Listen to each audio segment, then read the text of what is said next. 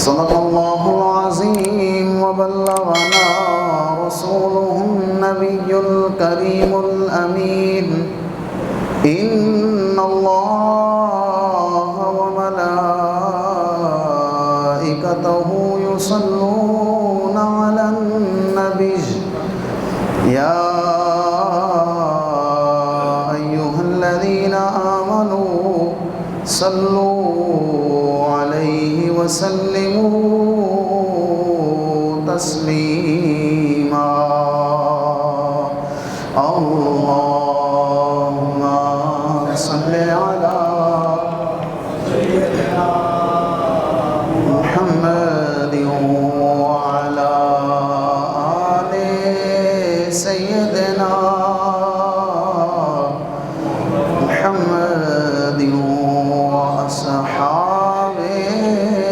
سيدنا محمد وبارك وسلم علیہ. تمام تعریف اللہ جل وعلا کے لیے جو خالق کائنات بھی ہے اور مالک ارض و سماوات بھی ہے. ریت کے ذروں، آسمان کے ستاروں، درختوں کے پتوں، بلکہ کائنات کی ایک ایک چیز سے بڑھ کر درود و سلام ہو ہم سب کے پیارے آقا و مولا امام الانبیاء سید الانبیاء حبیب کبریا معصوم آمنہ احمد مجتبی جناب حضرت محمد مصطفیٰ صلی اللہ علیہ وسلم پر، آپ کی پاکیزہ آل پر، آپ کے صحابہ پر اور قیامت تک آپ سے پیار کرنے والوں پر اللہ جل وعلا کی کروڑوں رحمتوں کا نزول ہوتا رہے. واجب الاحترام غیر مسلم قوتیں ہمیشہ سے اسلام اور مسلمانوں کو دبانے اور ختم کرنے کی کوشش کرتی رہی ہیں. آپ بھی اسی کوشش میں ہیں کہ کسی طریقے سے اسلام کو اور مسلمانوں کو دبایا جائے، ختم کیا جائے، اور آئندہ بھی ایسا کرتی رہیں گی. 1400 سال ہو گئے کرتے آ رہے ہیں، کرتے تھے، کرتے ہیں اور کرتے رہیں گے. اسلام اور مسلمانوں کے خلاف آج تک جتنے بھی جال بنے گئے، طاقت بھی استعمال کی گئی، پروپیگنڈا بھی کیے گئے، مال و دولت بھی صرف کیا گیا، یہ سب کارروائیاں جاری رہیں، سازشیں بھی ہوتی رہیں، تمام عالمی قوانین جو ہیں وہ پس پشت ڈال کر طاقت کا بھی بے دریغ جو ہے وہ استعمال ہوتا رہا. پروپیگنڈا کے لیے وقتاً فوقتاً بے جا اعتراض بھی کیے جاتے ہیں اور بے پناہ فنڈنگ بھی ہوتی رہی ہے کہ کسی طریقے سے اسلام کو ختم کیا جائے، مسلمانوں کو دبانے کی کوشش کی جا رہی ہے، کی گئی. تازہ ترین صورتحال مودی سرکار جو ہندو ہیں کشمیری مسلمانوں کی آواز کو دبانے کے لیے فوجی طاقت اور خطرناک کھیل استعمال کر رہی ہے. اس کے ساتھ ساتھ بھارتی مسلمانوں کے خلاف ریاستی طاقت بن کر بدترین جو ہے وہ طاقت کا استعمال کر رہی ہے. ہندو مسلم فسادات کے دوران حکومتی سرپرستی میں مسلمانوں کا قتل عام کیا جا رہا ہے. احتجاج کرنے والے مسلمانوں کے گھر گرائے دیے جا رہے ہیں، جاگیر ضبط کر لی جاتی ہے اور بے جا مقدمات میں پھنسایا جاتا ہے. یہ انڈیا کی، بھارت کی تازہ صورتحال ہے جہاں مسلمان اپنے آقا و مولا سے محبت کا اظہار کرنے کے لیے باہر نکلے. ہر بندہ کسی نہ کسی وجہ سے اس کو کچھ غیرت جاگ اٹھتی ہے، لیکن قربان جاؤں آقا کریم صلی اللہ علیہ وسلم کے غلاموں پر کہ جب بھی آقا صلی اللہ علیہ وسلم کی ناموس پر کوئی بات کرتا ہے تو پھر حضور کے دیوانے جاگ جاتے ہیں. کیونکہ اب جو صورتحال چل رہی ہے انڈیا کے اندر، جو گستاخی ہوئی، اس ملعونہ عورت نے آقا کریم صلی اللہ علیہ وسلم کی شان اقدس میں گستاخی کی، تو پوری دنیا میں جہاں کہیں بھی مسلمان رہتا تھا اور حضور کا غلام تھا اور لبیک یا رسول اللہ صلی اللہ علیہ وسلم کہنے والا تھا، حضور کا عاشق تھا، اس کو تکلیف بہت زیادہ ہوئی، اس کے دل غمگین ہوئے، لیکن جہاں سے گستاخی کی گئی اسی زمین سے میرے اعلیٰ حضرت نے فرمایا تھا، کروں تیرے نام پہ جاں فدا، نہ بس ایک جاں دو جہاں فدا، دو جہاں سے بھی نہیں جی بھرا، کروں کیا کروڑوں جہاں نہیں۔ انڈیا کے اندر، بھارت کے اندر جو مسلمان تھے وہ نکلے باہر اپنے آقا و مولا کی عزت اور ناموس کے لیے۔ ہمارے پاس اور طاقت تو نہیں ہے، ایک طاقت احتجاج ہے جو ہم احتجاج کرتے ہیں۔ جب وہ باہر نکلے احتجاج کرنے کے لیے تو ان پر سرعام جو ہے وہ گولیاں چلائی گئی، اور پھر ان پر جو ہے وہ جھوٹے مقدمات درج کر کے ان کو جیلوں کے اندر ڈالا گیا، اور پھر جو ہے وہ ان کے گھروں کو مسمار کیا گیا، گرایا گیا، ان کی جو جائیداد تھی وہ ضبط کر لی گئی۔ تو ان مسلمانوں کا جذبہ یہ ہے کہ تم یہ کر رہے ہو تو ہمیں آزما رہے ہو، ہم سارا کچھ جو ہے وہ ختم کروا سکتے ہیں، ہم اپنی جان کے نذرانے بھی پیش کر دیں گے، ہمارے گھر بھی چھین لو، لیکن ہم اپنے آقا و مولا کی عزت پر ایک لفظ بھی برداشت نہیں کریں گے۔ یہ آقا کریم صلی اللہ علیہ وسلم کے غلاموں کا شروع سے بھی یہ نظریہ رہا ہے، اور آج بھی جو حضور کے سچے غلام ہیں آج بھی ان کا نظریہ یہی ہے۔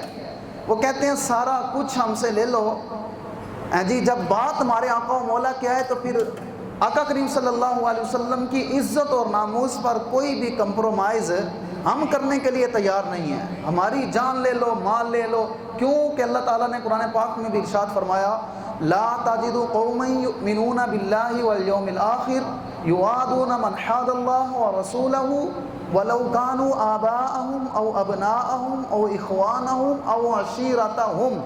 محبوب اس وقت تک کوئی بندہ مومن نہیں ہو سکتا جب تک وہ اپنے ماں باپ، اپنی اولاد، اپنے بہن بھائی، اپنے رشتہ دار، اپنے قبیلہ سب سے بڑھ کر حضور آپ سے پیار نہ کرے، اس وقت تک بندہ مومن نہیں ہو سکتا۔ یہ تو مومن کے لیے ہے، تو مسلمان کے لیے تو اس سے زیادہ ہوگی۔ پچھلے جمعہ المبارک میں نے عرض کیا تھا کہ ایک عام مسلمان کا درجہ مسلمان کے درجے سے کم ہوتا ہے، اور ایک مسلمان کا درجہ ایک مومن کے درجے سے کم ہوتا ہے، اور ایک مومن کا درجہ صالح مومن سے کم ہوتا ہے۔ تو یہ درجات ہیں، یہ تو مومنوں کے لیے ہے۔ فرمایا لا تجد قوما یؤمنون باللہ، اس وقت تک تم کامل ایمان نہیں ہو سکتے جب تک تم میرے آقا و مولا پر، آقا کریم صلی اللہ علیہ وسلم پر جو ہے وہ اپنی جان ساری دنیا سے بڑھ کر تمہیں آقا کریم صلی اللہ علیہ وسلم کی ذات جو ہے وہ پیاری نہ ہو جائے۔ یہ تو مومنوں کے لیے ہے، تو مسلمانوں کے لیے تو پھر اس سے زیادہ درجات ہوں گے۔ قربان جاؤں جو ان کی سلام ہے ان کو، کیونکہ جو گھروں میں بیٹھے رہے اور جو گھروں سے باہر نکلے اور جو آقا کریم صلی اللہ علیہ وسلم کے دین کے لیے نکلے، اور پھر ادھر سے اسرائیل نے شام پر جو ہے وہ مزائل کیے، یہ ساری امریکہ کی، کہتے ہیں جناب امریکہ اوپر بیٹھا ہوا ہے تو ہماری سرپرستی کر رہا ہے، یہ ساری اس کی سرپرستی میں سارا کچھ ہو رہا ہے۔ اور ادھر سے پھر فلسطین کے اوپر جو ہے وہ اسرائیل جو ہے وہ دن بہ دن جو ہے وہ حملے کر رہا ہے، ہمارے فلسطینی بھائی جو ہیں وہ دن بہ دن شہید ہوتے جا رہے ہیں، لیکن ہمارے جو لیڈر ہیں جو صرف نام کے مسلمان ہیں، ان کو دین اسلام کا پتہ نہیں، وہ صرف ایک مذمتی پیغام جاری کر دیتے ہیں، جی ہم مذمت کرتے ہیں، ہاں جی چور گھر میں چوری کر جائے اور پکڑا جائے تو پھر اس کو کہو نہیں جی ہم مذمت کرتے ہیں، اس کو تو چھوڑ دیا جائے لیکن مذمت کرتے ہیں جی آج کے بعد چوری نہ کریں۔ تو یہ کون سا فلسفہ ہوا، یہ کون سی منطق ہوئی؟ تو ہمارے حکمران بھی آج یہی کچھ کرتے ہیں اور یہی کچھ کرتے چلے آ رہے ہیں۔ قربان جاؤں صحابہ کرام رضوان اللہ مجمعین کی ذات اقدس پر، اور جو انہوں نے اپنے آقا و مولا سے بے پناہ محبت کی اور بے پناہ وفائیں کی۔ آج بھی غیرت مند جہاں جو ہے وہ نام کے مسلمان ہیں، وہاں الحمدللہ غازی علمدین شہید رحمۃ اللہ تعالی علیہ کے ماننے والے بھی ہیں، وہاں غازی ممتاز حسین قادری رحمۃ اللہ تعالی علیہ کی بھی جانشین ماننے والے ہیں۔ تو جو یہ سلسلے چلتے آ رہے ہیں، لیکن حشر تک اس کا نام رہنا ہے جس نے ہمارے آقا و مولا سے وفا کی ہے۔ نام اس کا ہی رہنا ہے. جس نے آقا کریم صلی اللہ علیہ وسلم سے محبت کی اور محبت کا اظہار کیا تو اللہ تعالیٰ نے قرآن پاک میں متعدد جگہ پر جو ہے وہ ارشاد فرمایا ان الذین کفروا ينفقون اموالهم لیصدوا عن سبیل اللہ فسینفقونها ثم تکون علیہم حسرۃ ثم یغلبون والذین کفروا الی جہنم یحشرون. بے شک کافر اپنے مال اس لیے خرچ کرتے ہیں کہ اللہ کی راہ سے روکیں. وہ کبھی کہیں گے ہم آپ کو اتنا قرضہ دیتے ہیں, آپ 295 کا قانون جو ہے وہ ختم کر دیں, ختم نبوت کے بل میں ترمیم کر دیں, حضور کے جو گستاخ ہیں ان کو چھوڑ دیں, ہم آپ کو اتنے کروڑ دیں گے, ہم اتنے کروڑ دیں گے. ان کے پاس جو پیسے ہیں وہ خرچ کریں گے, پھر یہی مال ان پر حسرت و ندامت ہو جائے گا. فرمایا کل قیامت کے دن جب مریں گے, اب تو یہ مغلوب ہیں, اب تو کہتے ہیں کہ ہم غالب آ گئے ہیں, ہم نے ان کو پیسے دے دیے ہیں اور ہم جو چاہیں کرتے رہیں. لیکن قربان جاؤں, فرمایا کل قیامت والے دن جو ہے وہ یہی مال جو ہے وہ ان کے گلے پڑ جائے گا. اور فرمایا ومن اظلم ممن افترى على الله الكذب وهو يدعى الى الاسلام والله لا يهدي القوم الظالمين يريدون ليطفئوا نور الله بافواههم والله متم نوره ولو كره الكافرون هو الذي ارسل رسوله بالهدى ودين الحق ليظهره على الدين كله ولو كره المشركون. یعنی اس سے بڑا ظالم کون ہے جو اللہ تعالیٰ کے بارے میں جھوٹ بولے حالانکہ اسے اسلام کی دعوت دی جاتی ہے, اور اللہ ظالموں کو ہدایت بول رہے ہیں, اللہ تعالیٰ ظالموں کو ہدایت واللہ لا یہدی القوم الظالمین, جو ظالم ہیں اللہ تعالیٰ ان کو ہدایت. آپ کہتے ہیں کہ یہ ظلم کریں گے تو اللہ تعالیٰ ان کو ہدایت دے دے گا, ایسے نہیں ہے جی. یہی لوگ جو ہیں وہ پہلے جو ہے وہ بیٹھ کر باتیں کرتے تھے, جناب اتنی مہنگائی ہو گئی ہے, یہ ہو گیا, وہ ہو گیا, فلاں ہو گیا. جب اللہ تعالیٰ نے ان کو اقتدار دیا, جب وہ آ گئے تو پھر مہنگائی کم کر دی.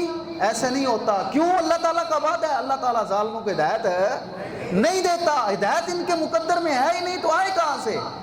اللہ تعالیٰ ہدایت نہیں دیتا. ان کو کیا ہے, جو مرضی ہوتا رہے, وہ تو اپنی کرسیوں پہ بیٹھے ہوئے ہیں.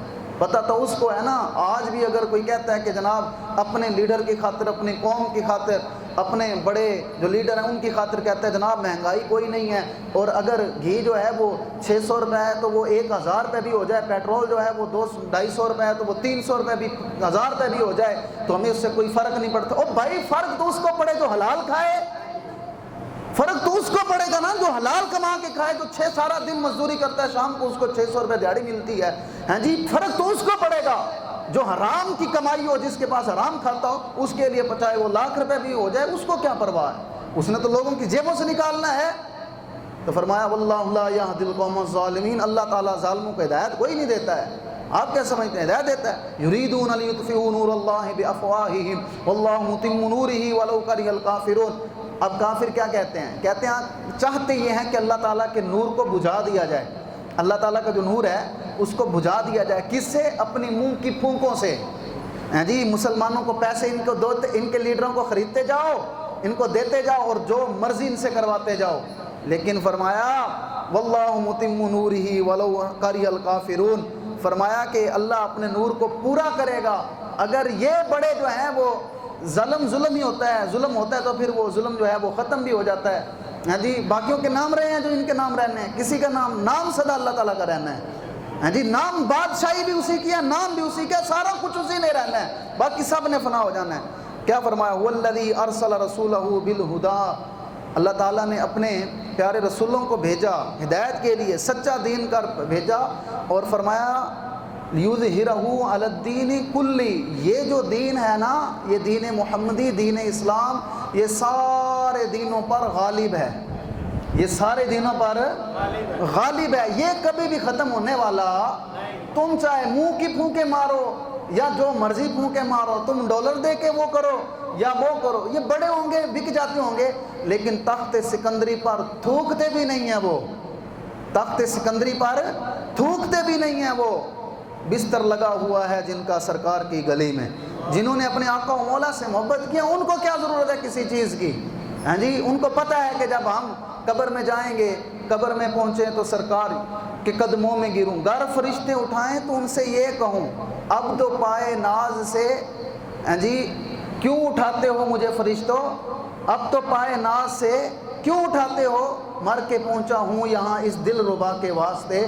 میں تو کیوں اٹھاتے ہو آقا کریم صلی اللہ علیہ وسلم کے قدموں سے؟ میں تو مر کے ہی اس لیے پہنچا ہوں کہ اپنے آقا و مولا کا دیدار کروں گا، حضور کی زیارت کروں گا۔ میں تو وہ تو حضور کے غلام جو مومن ہیں، مسلمان ہیں، ان کے لیے جو ہے وہ زندگی جو ہے وہ قید خانہ ہے۔ ہاں جی، یہ زندگی جس طرح پرندہ جو ہے وہ گھونسلے کے اندر قید ہو جاتا ہے نا، اسی طرح جو مومن ہیں، اللہ کے نیک بندے ہیں، ان کے لیے بھی یہ دنیا جو ہے قید خانہ ہے۔ جب جس طرح پرندہ جو ہے وہ گھونسلے سے نکل کر اڑ جاتا ہے، فرمایا اسی طرح آزاد ہو جاتا ہے۔ فرمایا بندہ مومن جب اس دنیا سے جاتا ہے تو یہ قید خانہ ہے۔ جب اس کی روح یہاں سے نکل جاتی ہے تو وہ کیونکہ پوری زندگی اللہ تعالیٰ کی آقا کریم صلی اللہ علیہ وسلم سے ملنے کی تمنا کرتا رہتا ہے، تو جب وہ دنیا سے جاتا ہے تو فرمایا قبر میں پھر آقا کریم صلی اللہ علیہ وسلم کا دیدار اس کو نصیب ہو جاتا ہے۔ وہ پوری زندگی جیتا ہی اسی لیے ہے۔ مومن کے لیے تو موت، آقا کریم صلی اللہ علیہ وسلم نے فرمایا موت تو مومن کے لیے تحفہ ہے۔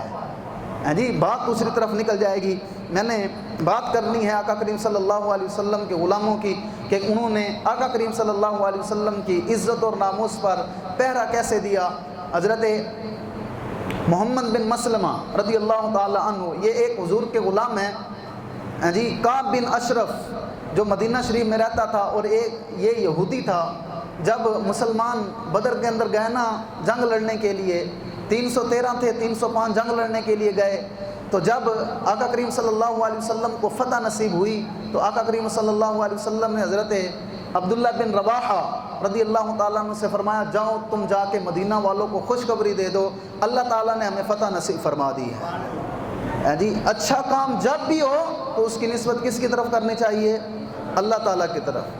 جی، جس بات پہ اللہ تعالیٰ راضی ہو، اللہ تعالیٰ مال و دولت دے تو کہا یا اللہ تیرا شکر ہے، تو نے ہمیں عطا فرما، یہ نہ کہ انسان کہ میری وہ چیز ہے اور میں یہ چیز ہوں۔ بہرحال جب وہ عبداللہ بن رواحہ اور ایک اور صحابی مدینہ شریف میں آئے نا، تو انہوں نے آ کر بتایا کہ ہمیں جو ہے وہ فتح نصیب ہو گیا۔ حضور نے فرمایا کہ جاؤ مدینہ شریف میں جا کر لوگوں کو بتاؤ کہ ہم نے جو ہے وہ بدر کا مارکہ جو ہے وہ جیت لیا ہے، اللہ تعالیٰ نے ہمیں فتح نصیب فرمائی ہے۔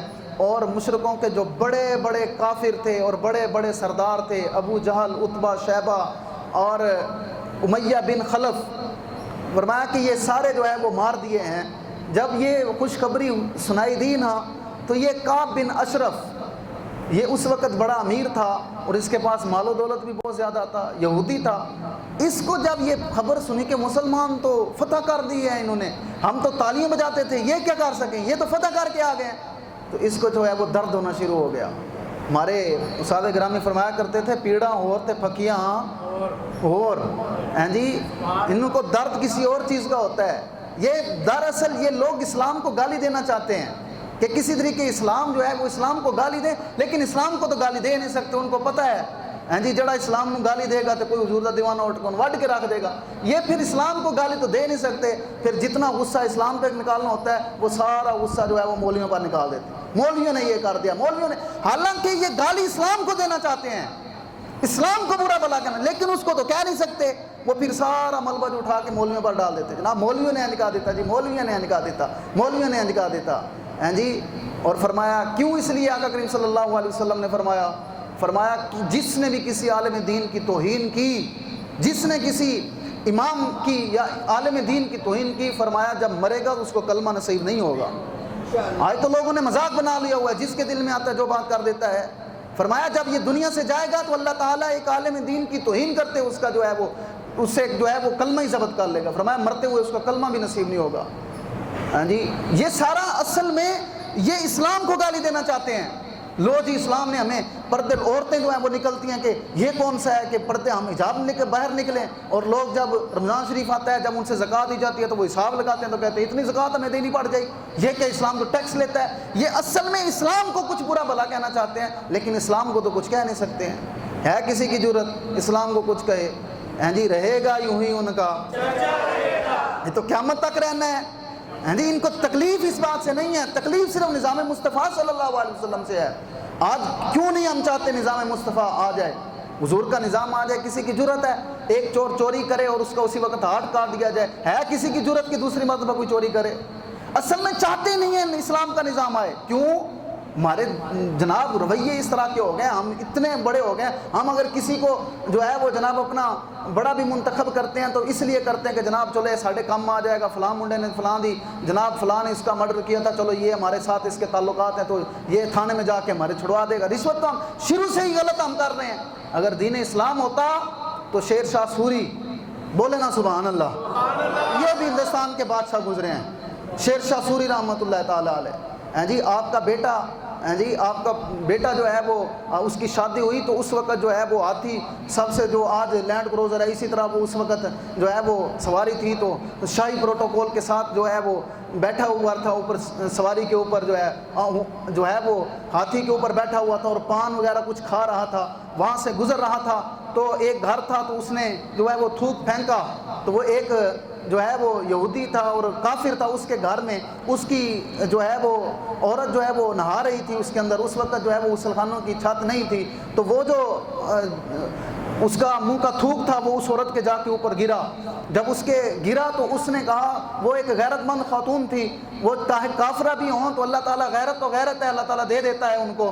ہمارے مسلمانوں کے حالات سے ان کے آپ دیکھ لیں، لیکن بہرحال جب اس نے یہ دیکھا معاملہ کہ یہ شیر شاہ سوری کا بیٹا ہے اور اس نے جو ہے وہ اسی طرح حرکت کی ہے تو پھر اس نے کہا کہ یہ تو بہت بڑی حرکت کی ہے۔ اس نے کہا میں خودکشی کرنا چاہتی ہوں، میں مر جاؤں گی، باہر نہیں نکلوں گی اور میں کیا منہ دکھاؤں گی کہ میرے اوپر مسلمانوں کے بیٹے نے جو ہے وہ تھوک دیا، مسلمانوں کے لیڈر نے۔ اس نے کہا، اس کے جو ہے وہ آدمی نے کہا، اس نے کہا ابھی آپ شور نے کہا تم ٹھہرو، میں جاتا ہوں شیر جو ہے وہ شیر شاہ سوری رحمۃ اللہ تعالی کے پاس اور جا کر اس سے کہتا ہوں کہ تمہارے بیٹے نے اس طرح حرکت کی ہے۔ جب اب اسلام کا نظام یہ ہے، جب وہ گیا نا شیر شاہ سوری رحمۃ اللہ تعالی کے پاس، کہنے لگا تمہارے بیٹے نے یہ حرکت کی ہے، تو آپ نے کیا کہا کہ تو کون ہوتا ہے پوچھنے والا، تم کافر تھا تو کیا ہو گیا، اوپر پھینک دیا؟ اس نے کہا نہیں، اب بات پتہ ہے کیا ہے، اب یہ بات ہوگی کہ میری جو نو ہے نا وہ اس جگہ پہ جا کے نہائے گی، اب تیرا بیٹا جو ہے وہاں سے گزرے گا، جی وہی سواری ہوگی، وہی شاہی پروٹوکول ہوگا، وہ اوپر سے گزرے گا، اسی جگہ سے گزرے گا اور وہی پان کھا رہا ہوگا، وہ اسی طرح جو ہے وہ میری نو کے اوپر بھی تھوکے گا۔ جب اس نے یہ بات سنی نا، اس نے کہا بس بس بس بس، میں چاہتا یہ تھا، میں تمہارے پاس صرف میں دیکھنا یہ چاہتا تھا کہ مسلمان انصاف بھی کرتے ہیں کہ نہیں کرتے ہیں۔ ہاں تو یہ پکڑے جاتے ہیں تو بات ہی کوئی نہیں کرتا۔ یہ مسلمان، یہ ہمارے بڑے لیڈر اور ہمارے حکمراں اصل میں چاہتے ہی نہیں ہے کہ دین اسلام یہ آئے، دین اسلام آئے، کسی کی جرأت ہے کوئی بات کر سکے؟ حضرت عمر بن عبدالعزیز رضی اللہ تعالیٰ عنہ ایک دن جو ہے وہ مسلمانوں کے لیڈر بنے، خلیفۃ المسلمین جو ہے وہ بنے، اور دوسرے دن لوگ اپنی جائیدادیں چھوڑ کے بھاگ جائیں۔ انہوں نے کہا نہیں جناب، اسلام آ گیا، اسلام تو چہرے سے بھی پہچان لیتا ہے کہ بندہ جو ہے وہ کون سا کرتوت کر کے ہے۔ حضرت امام اعظم ابو حنیفہ رضی اللہ تعالیٰ عنہ، آپ وضو فرما رہے تھے تو ایک نوجوان آیا اور وضو کرنا شروع ہو گیا۔ آپ نے اس نوجوان کو دیکھا، فرمایا کیا کر کے آئے ہو؟ فرمایا تم زنا کر کے آئے ہو؟ وہ دیکھنا شروع ہو گیا، کہنے لگا آپ کو کیسے پتہ چل گیا؟ جی میں زنا۔ آپ نے فرمایا تو یہ جو وضو کر رہا ہے نا، دھو رہا ہے، میں دیکھ رہا ہوں پانی کے اندر تمہارے گناہ جو ہے وہ جلتے جا رہے ہیں۔ یہ مسلمان اسلام اور وہ کسی کو پہچانے نا، یہ کیسے ہو سکتا ہے؟ حضرت عمر بن عبدالعزیز رضی اللہ تعالیٰ عنہ، ایک عورت روتی ہوئی آئی اور کہنے لگی کہ خلیفۃ المسلمین میں ہلاک ہوگی، میری پانچ بیٹیاں ہیں، اللہ اپنی بیٹی کا نام کہتی ہے لکھو، آپ کا قلم رک گیا۔ آپ نے فرمایا تو جھوٹ بول رہی ہے، تمہاری 4 بیٹیاں ہیں۔ کہنے لگی نہیں میری 5 بیٹیاں ہیں، میں قسم اٹھاتی ہوں۔ آپ نے فرمایا تم قسم اٹھاؤ نہ اٹھاؤ، 4 بیٹیوں کے نام میرے قلم میں لکھ دیں، 5واں لکھتا ہوں تو میرا قلم خود ہی نہیں لکھتا ہے۔ اسلام کا نظام ہو پھر کسی کی جرأت ہے؟ اسلام اسلامی ہے، اسلام اپنی پاور رکھتا ہے اور اسلام کو اللہ تعالیٰ نے لچک دی ہوئی ہے، اس کو جتنا دباؤ گے یہ اتنا ظاہر آئے گا، اتنا اس کو جتنا، یہ تو انہوں نے دبایا تھا کہ شاید پوری دنیا میں جو ہے وہ لبیک یا رسول اللہ، ہم ان کو دبا دیں گے، مار دیں گے، یہ دوسری بار نعرہ لگانے والا کوئی نہیں ہوگا، لیکن ان کو تو پتہ ہی نہیں تھا، جی رہے گا یوں ہی ان کا، یہ تو ابھی آپ نے دیکھا ہی کچھ نہیں ہے، جی ان کو تکلیف کسی سے نہیں ہوئی، سب لیڈروں نے جو ہے وہ مذمت کی، کسی نے کی مذمت جی کہ جناب انڈیا کے اندر گستاخی ہو گیا اور ہم اس کا بائیکاٹ کرتے ہیں، ان سے خطرہ نہیں ہے۔ ایک لیڈر نے جناب جس کی عمر ابھی 26-27 سال ہے، اس نے انڈیا کو دھمکی دی تو پوری انڈیا کا جو ہے وہ میڈیا چیخ کے کر رہا ہے کہ یہ جو ہے مسلمانوں کا لیڈر لبیک یا رسول اللہ کہنے والا جناب، اس نے جو ہے وہ دھمکی دی ہے، یہ نئی جماعت آ گئی، یہ فلاں آ گئی ہے۔ ان کو پتہ نہیں ہے غلامان محمد جان دینے سے نہیں ڈرتے، یہ سر رہ جائے یا بچ جائے کچھ بھی پرواہ نہیں کرتے۔ حضور کے لیں جناب یہ بات لمبی ہو جائے گی، میں نے کعب بن اشرف اور حضرت ابو مسلم خولانی رضی اللہ تعالیٰ عنہ کی بات بھی کرنی ہے۔ حضرت محمد بن مسلمہ جب اس کو تکلیف ہوئی نا کعب بن اشرف کو، کہنے لگا اچھا مسلمان جیت کے آ گئے ہیں، اس یہ سواری لے کر مکہ المکرمہ میں پہنچ گیا تعزیت کے لیے، ایک ایک کے گھر جاتا ہے، جناب تعزیت کرنا شروع کر دی، جناب فلان تمہارے بڑوں کو مار دیا ہے، مجھے بڑا دکھ ہوا ہے۔ اور پھر مدینہ شریف میں آیا تو حضور کے خلاف باتیں کرنے لگا۔ جب حضور کے خلاف باتیں سنی نا صحابہ کرام رضوان اللہ مجمعین نے، تو اپنے سے باہر ہو گئے۔ آقا کریم صلی اللہ علیہ وسلم نے فرمایا اس کو قتل کون کرے گا؟ جی انسانیت کا درس دینے والے، اور یہ سارے سننے، یہ کعب بن اشرف، اور پڑھ کر دیکھیں آقا کریم صلی اللہ علیہ وسلم کے غلام محمد بن مسلمہ کھڑے ہوئے، عرض کیا حضور مجھے ڈیوٹی دیں، اس کافر کا سر میں قلم کروں گا۔ آج فرانس کا خنزیر اور انڈیا کی یہ جو کتیا جس نے گستاخی کی ہے، آپ کہتے ہیں کہ یہ بچ جائیں گے؟ یہ بچیں گے نہیں انشاءاللہ۔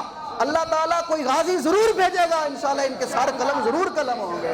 یہ دیکھیں سارے ان کے کیسے نہیں اڑتے، گستاخی کرے اور بچ جائے، ایسا کبھی نہیں ہو سکتا۔ ہائی لینڈ کے سور نے حضور کی گستاخی کی تھی، اللہ تعالیٰ نے اس کو زندہ جلا دیا، جی زندہ جلا دیا اس کو۔ یہ سمجھتے نہیں ہیں ہمارے آقا مولا کی ناموس عزت کی حفاظت کیا ہے۔ لے جناب صحابی کھڑے ہوئے محمد بن مسلمہ، انہوں نے کہا حضور بات یہ ہے کہ اس کا سر میں قلم کروں گا۔ 3 دن گزر گئے، آقا کریم صلی اللہ علیہ وسلم کے صحابہ نے حضور سے کہا یا رسول اللہ جو ہے وہ محمد بن مسلمہ بڑا پریشان ہے۔ حضور نے فرمایا بلاؤ۔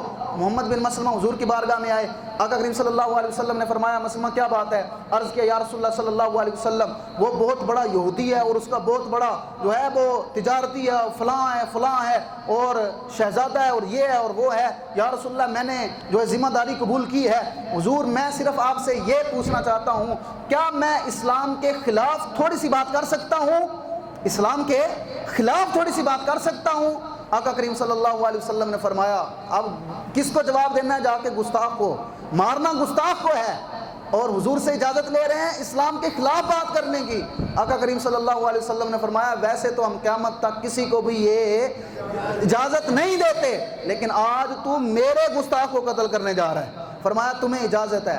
آپ نے مشورہ کیا، چلے گئے اس کے پاس، کہنے لگے حضرت نائلہ جو اس کا رضائی بھائی تھا حضور کا غلام بن گیا، آپ چلے گئے اس کے پاس، اس کو کہنے لگے کعب بن اشرف ہم تمہارے پاس جو ہے وہ چھپ کے آئے ہیں، ہاں جی بات یہ ہے اصل میں جب سے حضور کا کلمہ پڑا ہے تو ہم تو غریب ہو گئے ہیں، ہم تو تن من کے جو کپڑے تھے وہ بھی ہم نے سارا اسلام کی خاطر دے دیے ہیں، اور ہم جو ہے وہ اسلام تو زکوٰۃ لیتا ہے، اسلام تو جہاد میں جانے کی اجازت دیتا ہے، اسلام میں جب قبول کر لے پھر نماز تو پڑھنی پڑے گی، اسلام جب جس بندے نے کلمہ پڑھ لیا اس کو روزے تو رکھنے پڑیں گے، اگر قربانی فرض ہے تو قربانی اس کو کرنی پڑے گی، اگر حج فرض ہے تو اس کو حج تو ادا کرنا پڑے گا، اگر زکوٰۃ ہے اس پر زکوٰۃ اس کو دینی پڑے گی، اس لیے کہ اس نے جنت جو ہے وہ اتنی آسان تو نہیں ہے نا۔ اللہ تعالیٰ قرآن پاک میں ارشاد فرماتا ہے محبوب یہ کیا سمجھتے ہیں کہ کلمہ پڑھ کے ہم جنت میں چلے جائیں گے؟ نہیں، فرمایا میں دکھا دوں گا، دنیا میں دکھا دوں گا جو سچے کون ہوتے ہیں اور جھوٹے کون ہوتے ہیں، جنہوں نے یہاں سے پڑھا لا الہ وہ کون ہوتے ہیں اور جنہوں نے دل سے پڑھا لا الہ الا اللہ وہ کون ہوتے ہیں۔ چلے گئے، آگے سے وہ مذاق کرنے لگا، ہنسنے لگا، کہتا ہے میں نے ابھی تو تم نے کچھ بھی نہیں کیا، ابھی تو تمہیں اسلام اور گھسیٹ کے لے کے جائے گا۔ کہنے لگے یار اسی ساڈے کولے کھان واسطے کوئی چیز بھی نہیں ہے تو سانو کچھ کھان واسطے دے دے۔ جی کہنے لگا اچھا پھر اس طرح کرو میں تمہیں کچھ دیتا ہوں لیکن کچھ گروی رکھو، میرے پاس کچھ رکھو پھر میں تمہیں کھانے کے لیے ناچ دوں گا جو دوں گا۔ تو آپ نے کہا اچھا کیا لیتا ہے؟ تو کہنے لگا اپنی بیویاں میرے پاس رکھ دو۔ آپ نے فرمایا یار بیویاں کس طرح تمہارے پاس رکھ دیں؟ پھر کہنے لگا اپنے بیٹوں کو رکھ دو، پھر کہا فلاں چیز رکھ دو۔ آپ نے فرمایا نہیں ہم اس طرح کرتے ہیں تمہیں اپنی تلواریں دے دیتے ہیں اس کے بدلے میں تم ہمیں جو دے دو۔ تو کہنے لگا ٹھیک۔ آپ نے فرمایا ہم رات کو آئیں گے، رات کو آ کر جو ہے وہ یہ معاہدہ جو ہے وہ ہم پورا کریں گے، آپ کو تلواریں دے دیں گے اور غلہ لے کے چلے جائیں گے۔ اب یہ دیکھیں جو اسلام کے خلاف سازشیں کرتے ہیں اور کہتے ہیں کہ جناب یہ ہے اور وہ ہے فلاں ہے، تو آقا کریم صلی اللہ علیہ وسلم نے خود فرمایا اب رات کو یہ صحابی چلے گئے، حضرت محمد بن مسلمہ، حضرت نائلہ جو اس کا رضائی بھائی تھا، یہ اتنی خوشبو لگاتا تھا کعب بن اشرف، شہزادیوں کے بڑے بڑے لوگوں کی بیویوں کے ساتھ شادی کرتا تھا۔ جب نیچے سے آواز دی نا کعب بن اشرف کو، کعب بن اشرف نیچے آؤ، تو وہ جب نیچے جانے لگا نا تو اس کی بیوی نے پتہ ہے کیا کہا؟ کہنے لگا کدھر جا رہے ہو؟ کہنے لگا میرا بھائی آیا ہے اور مسلمان ہے، میں نے ان کے ساتھ معاہدہ کیا، میں ادھر جا رہا ہوں۔ تو بیوی کہتی ہے نہ جاؤ، میں تمہیں منع کرتی ہوں۔ کہنے لگا کیوں؟ کہنے لگا یہ جو آواز میں نے سنی ہے نا اس سے خون کی بو آ رہی ہے، مسلمان ہو اور ایمان کا جذبہ اور اگلے بندے کا دھواں نکل جائے، یہ کون سی بات ہے؟ کلمہ حضور کا پڑا ہوا ہو، کہنے لگی نہ جاؤ نیچے. یہ جو آواز گرجدار آواز آئی ہے نا، یہ تو حضرت نائلہ کی آواز ہے. آپ جانتے ہیں فاروق اعظم کی آواز میں کتنا دم ہوگا؟ ہاں جی، جن سے زمین بھی کامتی ہے آسمان، ان کے آواز میں کتنا دم ہوگا. کہنے لگا نہیں نہیں تو بات کرتی ہے. نیچے آئے نا تو آپ نے ایک صلاح کی ہوئی تھی، مشورہ کیا ہوا تھا. حضرت نائلہ رضی اللہ تعالیٰ عنہ، حضرت محمد بن مسلمہ آپ آگے ہوئے، کہیں یار خوشبو تو بڑی چنگی لائی ہوں. بڑا خوش ہو گیا، چوڑا ہو گیا، کہتا ہے میں فلاں جگہ سے خوشبو منگاتا ہوں، فلاں جگہ سے خوشبو منگاتا ہوں. آپ نے فرمایا اگر اجازت ہو تو تھوڑی سی میں تیری خوشبو سونگھ لواں. انہوں نے کہا آ جاؤ لے لو خوشبو. جب آپ نے خوشبو لی پھر آپ باتیں کرنا شروع ہو گیا. تھوڑی دیر بعد کہا پھر میں تھوڑی سی اور نہ لے لواں خوشبو. کہ اندر لو. جب ایسا کیا تو پھر آپ نے اس کو پکڑ لیا بالوں سے. آپ نے فرمایا تو نے حضور کے بارے میں گستاخی کرتا ہے، تو حضور کے بارے میں بات کرتا ہے. حضرت نائلہ کعب بن اشرف کا بھائی تھے. فرمایا پکڑ کر جو ہے وہ سر جو ہے وہ اڑا دیا. جب اڑا دیا نا سر تو آقا کریم صلی اللہ علیہ وسلم کی بارگاہ میں آ گئے. عرض کیا یا رسول اللہ صلی اللہ علیہ وسلم. حضور نے فرمایا ہاں بھائی بتاؤ زمین پاک کر رہے ہو؟ یہ کس کا فرمان ہے؟ ہمارے آقا و مولا کا. کیا کہہ رہے ہیں؟ فرمایا زمین پاک کر رہے ہو. عرض کیا حضور زمین پاک کر رہے ہیں. اور علماء کیا فرماتے ہیں؟ فرماتے ہیں اگر وہ زندہ ہوتا یا زمین پلیت ہوتی یا پھر آسمان سے کوئی عذاب نازل ہو جانا تھا. یہ آقا و مولا کی عزت اور ناموس کا یہ بات ہے، اور اس میں بڑی باتیں ہیں، ٹائم نہیں ہے. بہرحال ہم جو ہے وہ ایک اعلان ہے ہمارا، من سب نبیًا من سب نبیًا.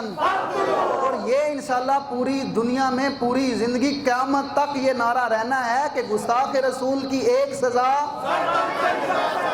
تھوڑا جا زور لاؤ یار، انڈیا تک آواز پہنچے. ویسے ان کی نا آواز نکلی ہوئی ہے، ان کو پتہ ہے بچنا تو ہے نہیں ہے جی. کہتے ہیں ہم معافی مانگتے ہیں. بھائی ہمارے باپ کو آپ نے گالی دیا، معافی مانگتے ہیں؟ ہماری آپ نے کیا آپ نے چھیڑا ہمارے آقا و مولا کو. اور جہاں معافی کی کوئی گنجائش ہے ہمیں تم مارو نا، ہمیں تم جتنا مرضی مار لو، گالیاں دو، ہم آپ کو نہیں کرتے. جب ہمارے آقا و مولا کی بات آئے گی پھر بات ایک ہی ہوگی، من سب نبیًا.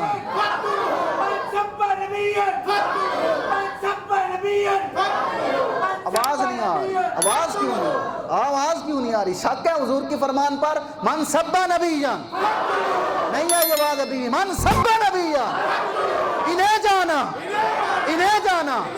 انہیں جانا گستاخ رسول کی ایک سزا. گستاخ رسول کی ایک سزا. تاجدار ختم نبوت.